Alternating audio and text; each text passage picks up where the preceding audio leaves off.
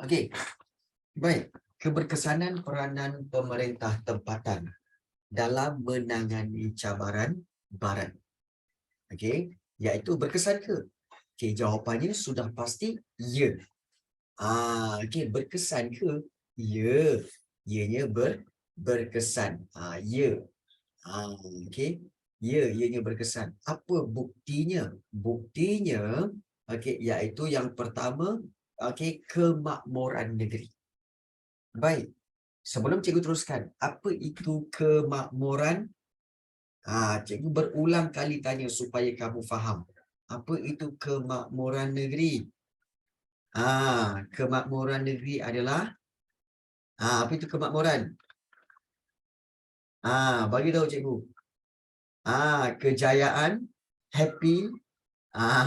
Okey. Baik.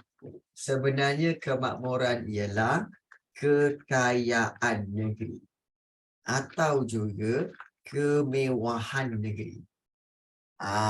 Itu maksud kemakmuran negeri. Okey, kena faham tu ya. Jadi, kalau kita lihat, okey, keberkesanan peranan pemerintah ini iaitu apa buktinya? Kemakmuran negeri, iaitu kekayaan negeri. Di mana kalau kita lihat, kemakmuran atau kekayaan ekonomi Johor adalah hasil ataupun manifestasi, merupakan manifestasi ataupun hasil. Nampak tak? Hasil daripada apa? Daripada kecekapan dan keberkesanan sistem pentadbiran yang diwujudkan pada akhir abad ke-19 dan awal abad ke-20. Dan walaupun pemodenan dan kemajuan ditempa, namun jati diri dalam kalangan rakyat masih kekal dan utuh. Dan pemodenan dalam pentadbiran dan ekonomi telah menarik lebih ramai pelabur-pelabur asing datang ke Johor untuk melabur dalam sektor pertanian komersial seperti gambir dan juga lada hitam. Baik. Di sini mungkin kamu mungkin tak jelas tentang, cikgu, apa itu sebenarnya pelabur asing? Pelabur asing dalam kita kata dalam bahasa Inggerisnya dipanggil foreign investor. Okay, foreign investor lah. Pelabur asing ni maksudnya adalah orang-orang luar ataupun syarikat-syarikat luar. Okey, jadi pemodenan dalam pentadbiran dan ekonomi ini telah menarik lebih ramai syarikat-syarikat luar untuk datang ke Johor, kemudian mereka buka ladang-ladang gambir, ladang-ladang lada hitam yang baru. Diorang pun nak bercucuk tanam di sini. Jadi syarikat-syarikat asing ini yang buka kilang, bukan kilang, buka ladang-ladang gambir dan ladang lada hitam yang baru di Johor itu, syarikat-syarikat asing itulah dipanggil pelabur asing. Boleh faham syarikat asing itulah pelabur-pelabur asing. Banyak nenas pun ada. Gambir pun ada, lada hitam pun ada. Jadi, Sultan Abu Bakar mengabadikan peranan yang dimainkan sumber hasil pertanian penting, membawa kemajuan ekonomi Johor dengan menjadikan motif lada hitam dan gambir tersebut sebagai awan larat pada semua peralatan istana dan kerajaan. Mengabadikan tu apa? Baik, bagus saya. Sebenarnya Sultan Johor itu telah kita kata mengenangkan ataupun kita kata telah menjadikan, telah kita kata mengabadikan ni macam nak cakap Sultan Abu Bakar ini telah menjadikan daun-daun lada hitam, daun-daun gambir itu sebagai sebahagian daripada corak-corak yang terdapat pada peralatan istana dan kerajaan sebagai tanda menghargai fungsi lada hitam dan gambir yang banyak memberi kekayaan kepada Johor. Itu maksud mengabadikan. Mengabadikan tu maknanya saya cakap mengabadikan tu maknanya telah menjadikan menjadikan kenangan. Okey. Macam hiasan, betul. Kalau kamu tengok ni, okey, kalau kita lihat di sini dalam gambar ni, okey, iaitu kalau kita lihat awan larat, okey, seperti okey hiasan-hiasan yang ini di bawah ni, okey, kapet dia, kemudian hiasan di sini, corak-corak dia, corak-corak di lansir, okey, di sini, okey, dan corak-corak yang ini semua merujuk kepada daun gambir dan juga daun lada hitam. Yang mana, okey, kenapa nak dibuat okey, menggunakan daun-daun pokok ni, cikgu? Sebagai mengenang, okey, okey, fungsi gambir dan lada hitam itu yang telah banyak memberi kekayaan kepada negeri Johor. Okey. Masa tu dah ada ke ni pun? Mereka cat dinding tu. Memang ada. Zaman dulu tak adalah pakai cat nippon apa semua, tapi memang dah ada cat. Cat ni memang dah ada. Daripada zaman dulu lagi dah ada cat. Ya. Okey. Jadi, inilah kemakmuran. Ya. Kemakmuran. Jadi, usaha okey, itu adalah di peringkat di negeri Johor. Okey, di negeri Johor. Memang dah ada cat waktu tu, ya. Baik. Banyaklah perkara berlaku. Okey. Usaha memajukan perlombongan biji timah, okey, oleh Tengku Menteri Ngah Ibrahim di Larut dan peranan Sultan Ismail di Lembah Kinta telah memperkenalkan Perak. Perak menjadi pengeluar biji timah utama dunia. Maknanya, okey, Perak telah menjadi kita kata sebagai menjadi pengeluar biji timah dan menjadi kaya lah. Okey. Dan pembaharuan pentadbiran Kedah sewaktu pemerintahan Sultan Abdul Hamid Alim Shah dan kewibawaan Perdana Menteri Wan Muhammad Hassan berjaya menjadikan Kedah sebagai Kedah menjadi negeri jelapang padi. Ini kesan-kesan dia. So kalau kamu nak tengok, okey, kemakmuran negeri ditujukan dekat mana? Dekat yang ini. Ini motif awan larat apa semua, ini adalah kemakmuran negeri. Kekayaan negeri lah. Okey, itu peranan pembesar. Begitu juga dengan Perak menjadi pengeluar biji timah utama dunia. Itu adalah kesan, okey, daripada peranan pembesar, iaitu kemakmuran negeri. Kemudian Kedah menjadi negeri jelapang padi. Itulah dia bukti kekayaan ataupun kemewahan atau kemakmuran negeri. Kemudian kerancakan kegiatan ekonomi di Sarawak dan Sabah juga berlaku sebelum kedatangan kuasa barat. Kewujudan pelabuhan-pelabuhan seperti Kota Batu, Sandakan, Kuching, Santubong, Banjarmasin, Kuteh dan Sambas membuktikan penduduk Sarawak dan Sabah sudah terlibat dalam kegiatan perdagangan.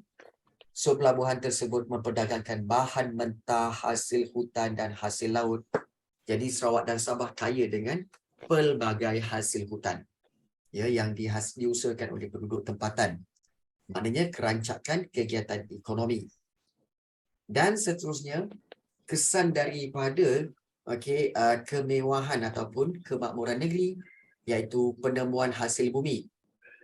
Antimoni, emas, arang batu dijumpai di Sarawak dan Sabah.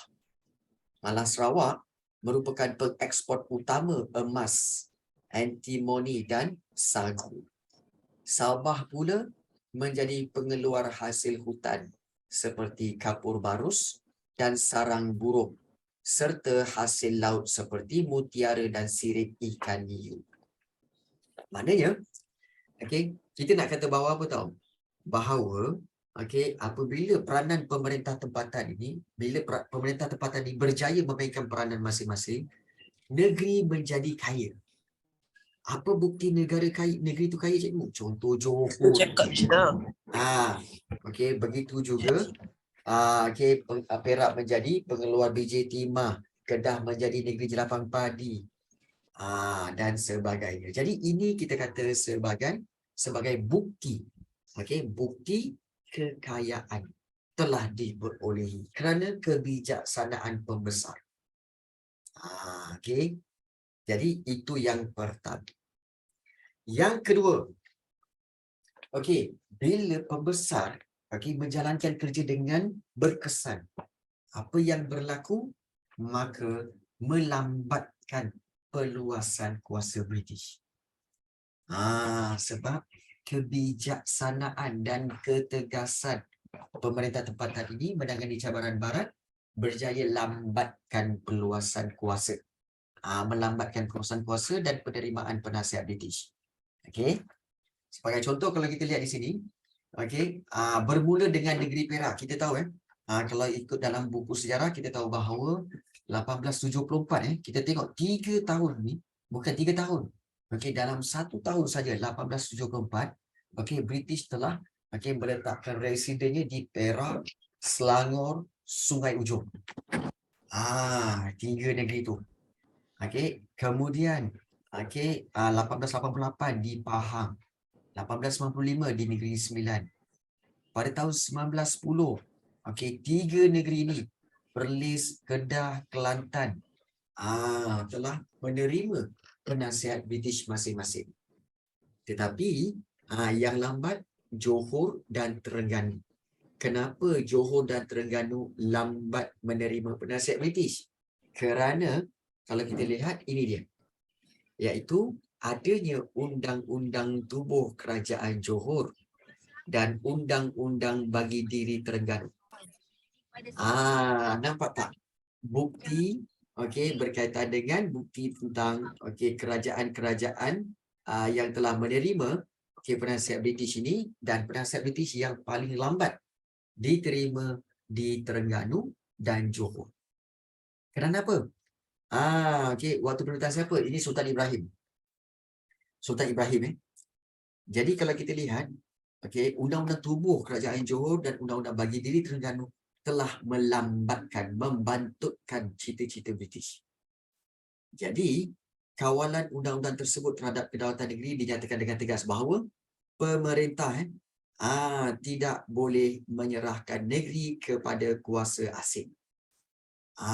So undang-undang tersebut telah menyatakan dengan tegas, bahawa pemerintah tak boleh serahkan negeri kepada kuasa asing.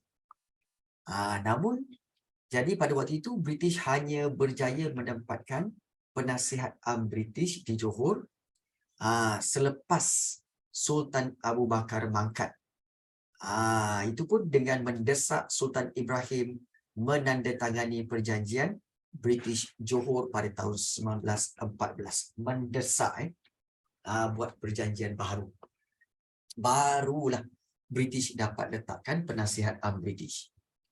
Terengganu pula negeri Melayu terakhir menerima penasihat British setelah berjaya mendesak pengganti Sultan Zainal Abidin yang ketiga, iaitu Sultan Muhammad kedua ini menandatangani perjanjian menerima penasihat British.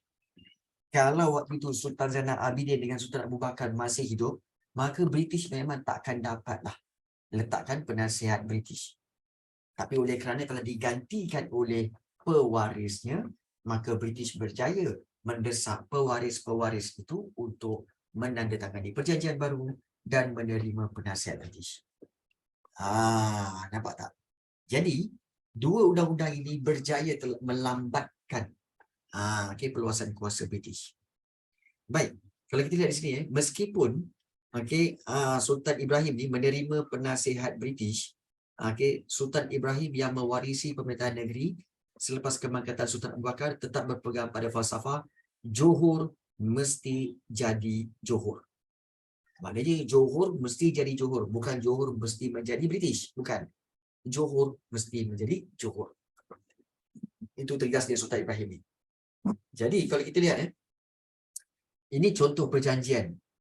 Perjanjian antara kerajaan Duli Yang Maha Mulia Baginda King Great Britain dengan negeri Johor 1914, bahawasanya adalah dianggap perlu bahawa perkara 3 perjanjian 11 Disember 1885 yang dibuat yang teramat mulia Frederick R. Stanley, Setiausaha Negara bagi Tanah Jajahan Baginda Queen, bagi pihak kerajaan Duli Yang Maha Mulia Baginda Queen Britain dengan Duli Yang Maha Mulia Baginda Maharaja Johor.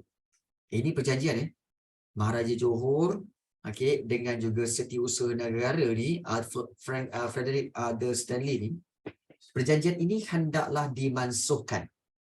Okey Raja Lee, dimansuhkan means dibatalkan dan perkara yang lain menggantikannya. Kenapa dibatalkan? Maksudnya pada tahun 1914 apabila Maharaja Johor, apabila Sultan Abu Bakar mangkat, bila Sultan Abu Bakar mangkat, maka perjanjian di antara setiausaha negara ini dengan Maharaja Johor Sultan Abu Bakar itu boleh dimansuhkan, dibatalkan. Sebab apa? Sebab orang ni dah tak ada. Sultan Johor dah mangkat. Jadi perjanjian itu dibatalkan. So kena buat perjanjian baru. Jadi dalam perjanjian baru, ini dia. Dalam perjanjian British Johor pada tahun 1914, perkara 3. Dalam perjanjian ini ditulis tau. Sultan Negeri dan Wilayah Johor akan menerima dan menyediakan kediaman yang sesuai untuk seorang pegawai British yang dinamakan Ketua Penasihat yang akan ditauliahkan, yang akan diberi pangkat ke Istana Baginda dan tinggal dalam negeri dan wilayah Johor. Nasihatnya mestilah diminta dan diambil tindakan atas semua perkara yang melibatkan pentadbiran am negeri itu dan semua persoalan selain yang menyentuh agama Islam dan adat istiadat orang Melayu.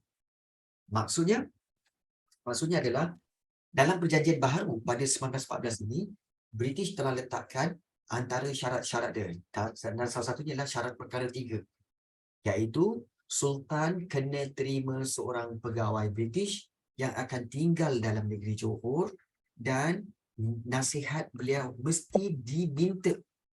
Maknanya Sultan perlu minta nasihat pegawai British itu, dan kalau pegawai British itu memberi nasihat, maka Sultan kena ambil nasihat itu dan bertindak. Ini pada tahun bila? 1914. Apabila Sultan Ibrahim ini memerintah. Sultan Ibrahim ini menggantikan Sultan Abu Bakar. You see? Nampak tak?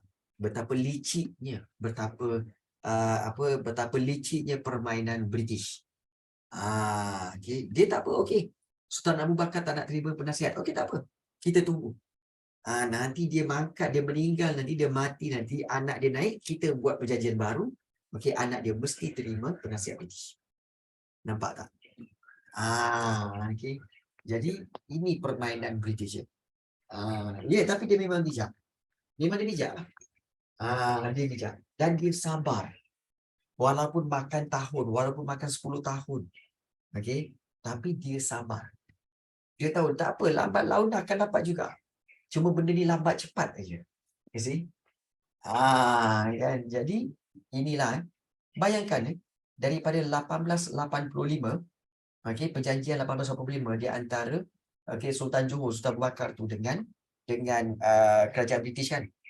Okey, dia sanggup tunggu sampai 1914 tu. Sampai 1914. Bermakna berapa tahun kat situ? Bermakna 15 tahun campur 14 tahun. Berapa? Dekat-dekat 29 tahun menunggu. British sanggup menunggu 29 tahun just untuk take over Johor. Bayangkanlah 1885 sampai 1914. Tak apa, kita tak apa. Berapa tahun ni? Dah 10 tahun dah? Tak apa, kita tunggu. Dah 20 tahun ni? Tak apa, kita tunggu. Lambat laun dapat juga. Bila masuk 1914, dah dekat 29 tahun, sekaranglah masanya kita letakkan penasihat British. You see? Sabar. Sabar. Kejayaan akan sampai. Sabar. You see? Punyalah orang kata apa? Determination. Fokus untuk mendapat perluasan kuasa British. Nampak tak? Sanggup tunggu tu. Okey.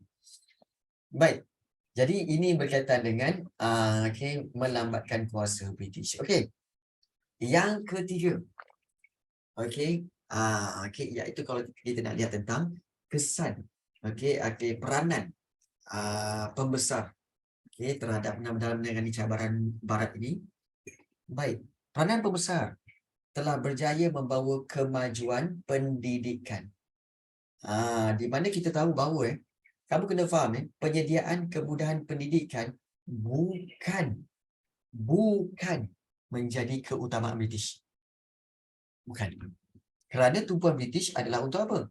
Eksploitasi sumber ekonomi negeri-negeri Melayu. Buat apa aku nak bangunkan sekolah-sekolah di tanah Melayu ini? Itu bukan membawa keuntungan kepada aku. Aku nak biji timah dengan getah sahaja. You see? Jadi British kurang memberikan perhatian kepada pendidikan, terutama pendidikan wanita, kerana dianggap tidak memberikan pulangan ekonomi kepada British. Maknanya tak bawa untung lah. Tak bawa untung. Namun, atas desakan berterusan, maknanya permintaan-permintaan berterusan daripada raja-raja Melayu melalui Durbar. Kita tahu Durbar tu meeting mesyuarat raja-raja. Dalam mesyuarat je raja-raja menuntut perlunya ada pendidikan, perlunya ada pendidikan kepada British. Jadi bila desakan berterusan Raja Melayu dalam Durbar melalui mengenai kepentingan pendidikan anak watan ini, membawa kepada penubuhan sekolah-sekolah di negeri Melayu, termasuk sekolah perempuan. Kalau kita lihat di sini contoh sekolah perempuan pada 1896 Perak ada 5, Selangor ada 1, jumlahnya 6. 1897 setahun kemudian tambah Perak 2, 7, Selangor tambah 2, jumlah 9. Kemudian juga di tahun 1998 tambah lagi 2. 1899 tambah lagi, tahun 1900 tambah lagi, jadi 12. Macam itulah. Baik, ada soalan. Kenapa Negeri Sembilan dan Pahang tak ada sekolah? Kenapa Negeri Sembilan dan Pahang tidak ada sekolah? Kemungkinan besar Negeri Sembilan dan Pahang tidak ada sekolah kerana tidak dibuat tuntutan oleh raja-raja Negeri Sembilan dan Pahang itu. Yang banyak menuntut ialah Sultan Perak dan Sultan Selangor, iaitu Sultan Perak pada waktu itu iaitu Sultan Idris. Menuntut adanya sekolah, ada sekolah. Negeri Sembilan ada raja, ya, Yang Tuan Besar. Raja dia kan Yang Tuan Besar. Yang Tuan Besar Negeri Sembilan. Siapa tu? Yang Tuan Besar lah. Tu lupalah tu. Ya, ini semua NNMB sahaja. NNMB sahaja. Lupa yang korang. Ni ada yang lupa ni. Untuk pengetahuan kamu, semua negeri-negeri Melayu.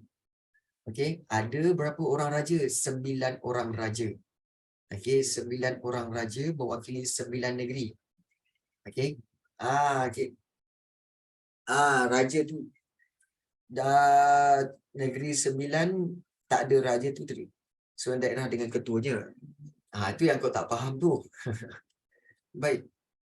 Negeri di Malaysia ada 9 negeri yang ada raja. Baik, daripada 9 negeri ni, 7 negeri menggunakan title Sultan. Ketua dia title Sultan. Sultan Pahang, Sultan Perak, Sultan Selangor, Sultan Kelantan, Sultan Terengganu, kemudian Sultan Kedah, dan juga Sultan Johor. Sultan 7. Kalau Perlis, dia tak guna title Sultan. Ketuanya atau Sultannya menggunakan title Raja. Raja Perlis.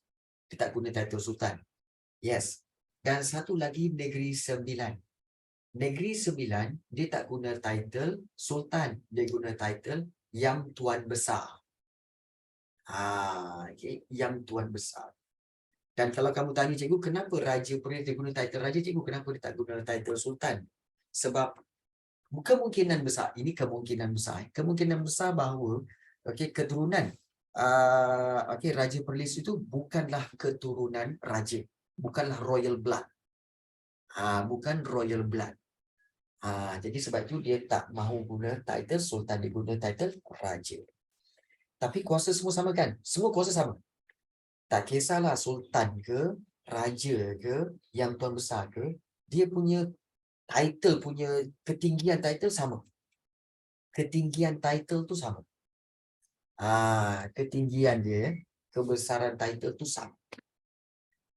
Jadi itulah dia. Ya betul Kobra. Betul. Baik. Jadi inilah dia kemajuan pendidikan sekolah makin bertambah. Kemudian, itu yang ketiga. Yang keempat, penubuhan regimen askar Melayu diraja. Di mana kalau kita lihat, regimen askar Melayu diraja ni maksudnya apa? Maksudnya, tentera-tentera Melayu. So kalau kita lihat award yang 9, why he don't use sultan? Tak, memang dia tak guna sultan sebab itu adat pepatih. Please remember Negeri Sembilan dia tak guna sultan sebab dia guna sistem adat perpatih. So adat perpatih memang atas sekali dia tak guna sultan, dia guna yang tuan besar. Itu berbeza. Kan kita belajar adat pepatih, adat Temenggung kan. Negeri Sembilan guna adat pepatih. Okey. Baik. Jumlah negeri ada 13 kan. Tolak Melaka, Penang. Lagi 2 apa ya? Sabah Sarawak. Sabah Sarawak. Lupa lah tu. Baik. Baik, kita lihat penubuhan regimen askar Melayu diraja. Baik. Regimen askar Melayu regimen askar Melayu maknanya pasukan askar Melayu ditubuhkan hasil inisiatif ataupun hasil usaha Yang Tuan Besar Negeri Sembilan. Yang Tuan Besar Negeri Sembilan iaitu Tuanku Muhammad, ini Yang Tuan Antah, kemudian juga usaha Sultan Perak, Sultan Alang Iskandar, Undang Luar Rembau iaitu Datuk Abdullah Dahan, dan juga Raja di Hilir Perak iaitu Raja Chulan, Ibni Sultan Abdullah. Sabah Sarawak guna title apa? Sarawak guna title Yang Dipertua. Yang Dipertua Negeri. YDP Yang Dipertua Negeri. Baik. Raja-Raja Melayu dan Pembesar Melayu mendesak melalui Durbar dan Majlis Perundangan Persekutuan mendesak melalui Durbar dan Majlis Perundangan Persekutuan tentang perlunya pasukan bersenjata yang dianggotai oleh anak watan bagi memelihara kedaulatan dan keselamatan negara. Oleh sebab itu, pada tahun 1933, korang tengok 1933, Kompeni Percubaan diwujudkan di Port Dickson Negeri Sembilan yang kemudiannya menjadi Regimen Askar Melayu pada tahun 1935. Kompeni Percubaan itu maknanya pasukan percubaan lah. Pasukan tentera percubaan diwujudkan dan setelah melalui latihan, pasukan itu menjadi Regimen Askar Melayu pada tahun 1935. Jadi, penubuhan pasukan ini menjadi asas penubuhan pasukan tentera di negara kita yang kemudiannya dianugerahkan gelaran diraja menjadi Regimen Askar Melayu Diraja. Diraja ni sebenarnya dalam bahasa Inggeris dipanggil royal. Jadi inilah dia dikatakan pasukan askar Melayu Diraja. Jadi Regimen Askar Melayu Diraja, dan inilah dia logo pasukan Regimen Askar Melayu pertama dengan moto taat setia. Melambangkan keberanian mempertahankan kesetiaan kepada raja dan negara, menegakkan kesucian agama Islam dan mempertahankan kedaulatan negara daripada ancaman musuh. 1933. Bukan. Cikgu, kalau askar diraja maksudnya dia jaga istana je lah, bukan. Sebenarnya begini. Title diraja tu sebenarnya bermaksud askar itu boleh ataupun hanya menerima arahan tertinggi daripada Yang di-Pertuan Agong ataupun raja-raja. Sebab tu kalau kamu tengok macam tentera kan, tentera sebenarnya tentera laut diraja Malaysia, tentera darat diraja Malaysia, tentera udara diraja Malaysia. Bila diraja tu maknanya angkatan tentera ni semua menerima arahan perintah tertinggi dan juga menjaga pemerintah tertinggi, iaitu Yang di-Pertuan Agong. Dia bukan menjaga ahli politik. Dia bukan menjaga Perdana Menteri. Dia bukan menjaga menteri-menteri. Tidak. Dia kena jaga Agong dan Raja-Raja. Sebab itu dia anugerahkan title Diraja. Diraja. Jadi so memang mereka mereka di bawah pemerintahan Yang di-Pertuan Agong. Cikgu, Semenanjung punya British dengan syarikat SBB dan Raja Putra Sarawak lain-lain syarikat kan? Okey, baik. Banyak kekeliruan kan? Baik. Kalau British yang menguasai negeri-negeri Melayu Semenanjung, negeri-negeri Selat, negeri Melayu bersekutu, negeri Melayu tidak bersekutu kan? Itu semua di bawah kerajaan British. Kerajaan, kerajaan betul, British. Kalau Sarawak sebenarnya di bawah pemerintahan dinasti Brooke. Dinasti Brooke ni bermakna adalah satu keluarga yang menubuhkan syarikat yang menguruskan Sarawak. Jadi itu dinasti Brooke. Jadi setiap James Brooke, Charles Viner Brooke itu adalah pemerintahan keluarga. Kalau di Sabah, SBUB itu adalah syarikat Borneo Utara British. Itu pun tak ada kena-mengena dengan kerajaan British. Itu hanya sebuah syarikat. Syarikat yang datang daripada British yang memerintah Sabah. Jadi berbeza Sabah, Sarawak, Tanah Melayu, walaupun semua itu daripada barat, daripada British, tetapi di pihak yang berbeza. Pihak yang berbeza. Cikgu British tak marah ke Siam sebab tunjuk cara masuk ke Tanah Melayu kepada Jepun? Well, kalau marah pun nak buat apa? Kalau marah pun benda dah berlaku. Jadi, macam tu terimalah kan. Nak buat macam mana? Baik, inilah dia perbarisan Company Percubaan seramai 25 anggota pada 18 Julai 1933 di Port Dickson. Jadi, kalau kita faham kalau kita faham kenapa Port Dickson itu selain daripada pusat pelancongan yang mana confirm hari ni ramai orang pergi, sebab hari ni dah cuti sekolah, ramai yang pergi nak berkelah lah apa semua kan. Tapi di Port Dickson juga ada camp tentera di Port Dickson. Baik. Pascal kerajaan punya, raja punya. Pascal juga raja punya. Raja. Baik, ada soalan. Cikgu British tak marah ke Siam sebab tunjuk cara masuk ke Tanah Melayu pada Jepun? Kalau macam tu, kenapa mak saya marah kalau fail? Senang je. Iaitu mak kau dengan kau satu rumah. Apa juga kesalahan yang kau buat depan mata? Kau salah je, sap kena marah. Kau salah je, sap kena marah. Tapi kalau macam kerajaan Thailand tu ke dengan kerajaan British, dia orang bukan satu rumah.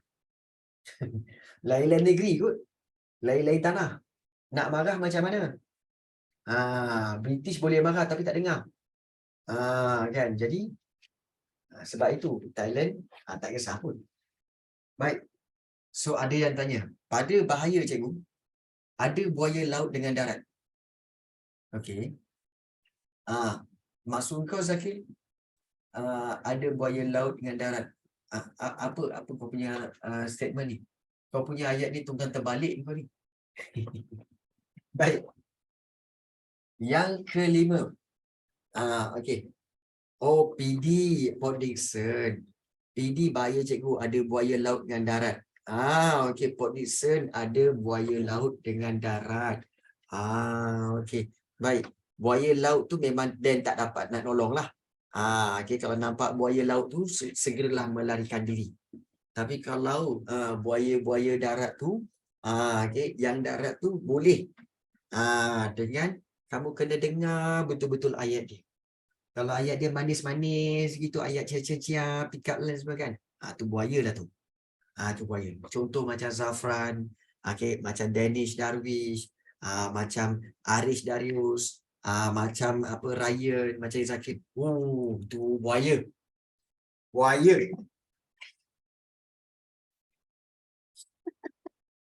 Buaya. Macam mana cikgu tahu? Cikgu, sekilas ikan di air, kan ada peribahasa ni. Cikgu. Ya, ya. Cikgu. Hmm. Cikgu, buaya darat tu cikgu lah kan? Um, um, Sebab tu lah dapat pilih Ah. cikgu yang cantik tu.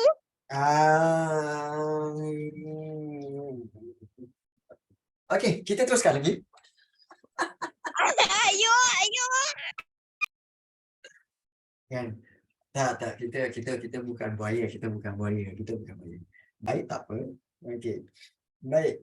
Tak apa, kita sambung manipulasi ya. Okey, baik. Kita lihat di sini. Yang kelima. Pegawai tadbir Melayu. Okey. Baik, apakah kita kata kita kata sebagai bukti tentang keberkesanan pegawai-pegawai ataupun besar-besar di mana wujudnya pegawai tadbir Melayu.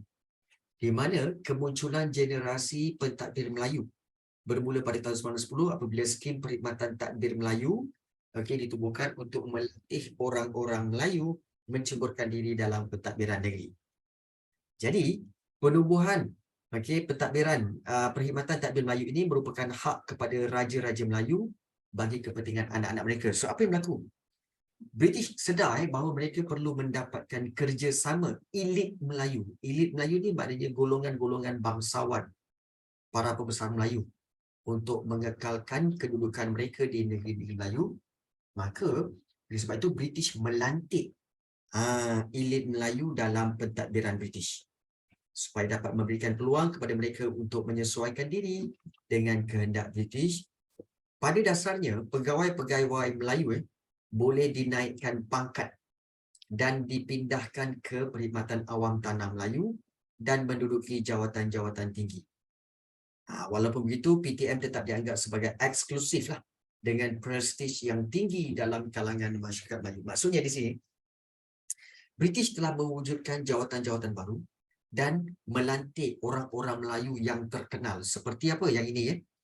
Beberapa orang pegawai PTM dan PATM, Perkhidmatan Awam Tanah Melayu dan juga Perkhidmatan Tadbir Melayu yang terkenal antaranya Tan Sri Datuk Dr. Muhammad Said dengan Encik Si Bail, Pengetua Kolej Melayu. Tunku Tan Sri Muhammad bin Tunku Besar Burhanuddin. Yang ini. Ya. Kemudian Tan Sri Nik Ahmad Kamil. Yang ini. Dan juga Tuanku Jaafar, Ibni Almarhum Tuanku Abdul Rahman yang di-Pertuan Besar Negeri Sembilan. Ini Tuanku Jaafar. Ini adalah anak-anak raja, para pembesar, yang telah dilantik sebagai pegawai British yang di peringkat tinggi. Jadi diorang ni kita kata sebagai golongan-golongan elit yang sengaja British lantik supaya mereka dapat mentadbir dan belajar mentadbir cara British. Jadi di sinilah munculnya pegawai tadbir Melayu. Inilah contoh-contoh pegawai-pegawai tadbir Melayu. Baik.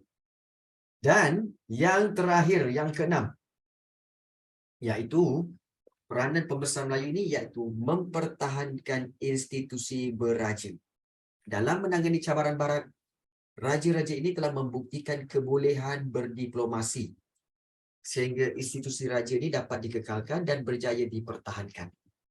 So, pembesar tempatan Melayu, perkhidmatan tadbir Melayu, peluasan kuasa British di negeri-negeri Melayu tidak menghapuskan kedudukan raja-raja Melayu. British hanya dapat mengambil alih pemerintahan pada peringkat pembesar sahaja, pembesar negeri sahaja. Peranan pembesar negeri digantikan oleh pegawai British. Jabatan-jabatan dan sistem bercorak barat digunakan bagi menggantikan peranan pembesar tempatan.